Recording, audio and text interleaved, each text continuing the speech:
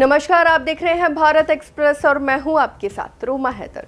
देश में petrol diesel की कीमतों और लगातार बढ़ते कच्चे तेल के वैश्विक संकट के बीच केंद्र सरकार ने ऊर्जा नीति को लेकर एक बड़ा और रणनीतिक कदम उठाया है। सरकार ने 22% से लेकर 30% तक इथेनॉल मिक्स्ड पेट्रोल E22 से E30 पर सेंट्रल एक्साइज ड्यूटी यानी केंद्र उत्पाद शुल्क को पूरी तरह खत्म कर दिया है।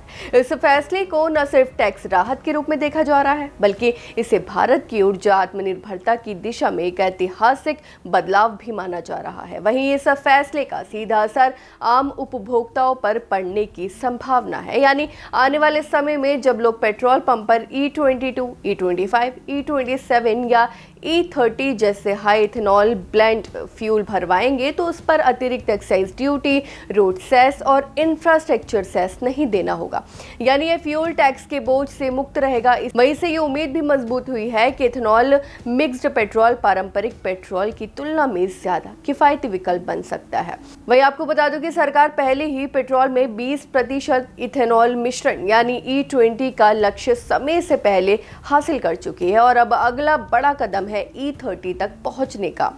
नए नियमों के मुताबिक E22 से लेकर E30 तक के फ्यूल ब्लेंड को भारतीय मानक ब्यूरो के IS 19850 मानकों के तहत मंजूरी दी गई है।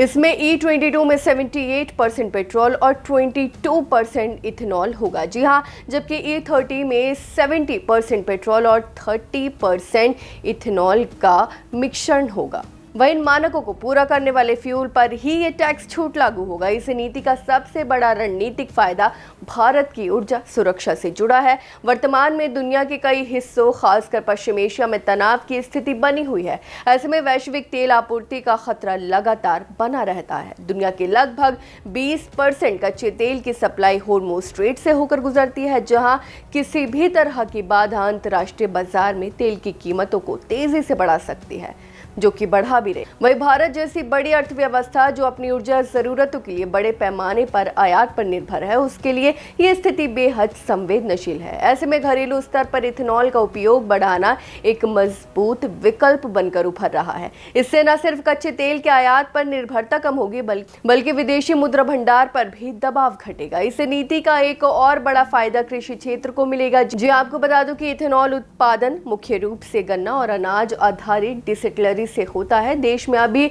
इथेनॉल उत्पादन क्षमता का लगभग आधा हिस्सा ही उपयोग में लाया जा रहा है। इस फैसले के बाद डिस्टिलरी उद्योग को पूरी क्षमता से काम करने का मौका मिलेगा, जिससे गन्ना अन्य फसलों की मांग बढ़ेगी।